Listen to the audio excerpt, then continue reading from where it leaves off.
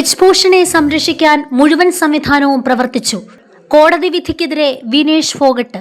ലൈംഗിക പീഡന കേസിൽ ഗുസ്തി ഫെഡറേഷൻ ഓഫ് ഇന്ത്യയുടെ മുൻ അധ്യക്ഷൻ ബ്രിജ്ഭൂഷൺ സിംഗിനെ കോടതി വെറുതെ വിട്ടതിന് പിന്നാലെ പ്രതികരണവുമായി ഗുസ്തി താരം വിനേഷ് ഫോഗട്ട്. ഡൽഹി കോടതി വിധിക്കെതിരെ മേൽക്കോടതിയെ സമീപിക്കുമെന്നും പോരാട്ടം അവസാനിപ്പിക്കില്ലെന്നും താരം വ്യക്തമാക്കി. സാമൂഹിക മാധ്യമത്തിൽ പങ്കുവച്ച പ്രസ്താവനയിലൂടെയായിരുന്നു വിനേഷ് ഫോഗട്ടിന്റെ പ്രതികരണം. ഭരണകക്ഷിയിലെ ശക്തനായ നേതാവിനെ FIR രജിസ്റ്റർ ചെയ്യിക്കാൻ തന്നെ വലിയ ധൈര്യം വേണ്ടിവന്നു. രാഷ്ട്രീയ സ്വാധീനവും അധികാരവും ഉപയോഗിച്ച് നിരവധി വനിതാ ഗുസ്തി താരങ്ങളെ പരാതികൾ പിൻവലിക്കാൻ നിർബന്ധിച്ചു. എന്നിട്ടും ചിലർ ഉറച്ചുനിന്ന് നിയമ പോരാട്ടം തുടർന്നു. വിനേഷ് കുറിച്ചു. നടപടിക്രമങ്ങളിലുടനീളം മുൻ WFI മേധാവിയെ സംരക്ഷിക്കുകയായിരുന്നെന്നും വിനേഷ് ഫോഗട്ട് ആരോപിച്ചു. തുടക്കം മുതൽ തന്നെ മുഴുവൻ സംവിധാനവും സർക്കാരും സ്ഥാപനവും ബ്രിജ്ഭൂഷണെ സംരക്ഷിക്കാൻ പ്രവർത്തിച്ചു. അവർ പറഞ്ഞു.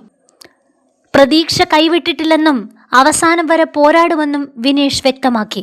6 വനിതാ ഗുസ്തി താരങ്ങളാണ് ബ്രിജ്ഭൂഷൺ, സെക്രട്ടറി വിനോദ് തോമർ എന്നിവർക്കെതിരെ ലൈംഗിക പീഡന പരാതി നൽകിയത്.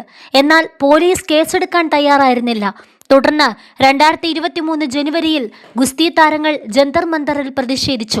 വർഷങ്ങളായി പല വനിതാ ഗുസ്തി താരങ്ങളെയും ലൈംഗികമായി പീഡിപ്പിച്ചെന്നും അദ്ദേഹത്തെ അറസ്റ്റ് ചെയ്യണമെന്നും ഫെഡറേഷനിൽ നിന്ന് പുറത്താക്കണമെന്നും വിനേഷ് ഉൾപ്പെടെയുള്ളവർ ആവശ്യപ്പെട്ടു. തുടർന്നാണ് ബ്രിജ്ഭൂഷണെതിരെ കേസ് ഫയൽ ചെയ്തത്.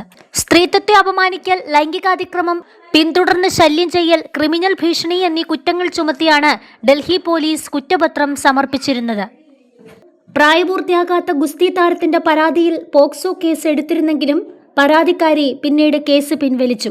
2016നും 2019നും ഇടയിൽ WFI ഓഫീസിലും ബ്രിജ്ഭൂഷന്റെ ഔദ്യോഗിക വസതിയിലും വിദേശയാത്രകൾക്കിടയിലും വച്ച് ലൈംഗികാതിക്രമങ്ങൾ നടന്നതായാണ് പരാതിയിൽ ആരോപിച്ചിരുന്നത്.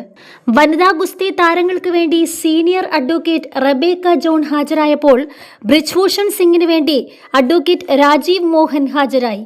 കേസിൽ വിചാരണ ആരംഭിച്ച് 2 വർഷത്തിന് ശേഷമാണ് ഇപ്പോൾ വിധി വരുന്നത്.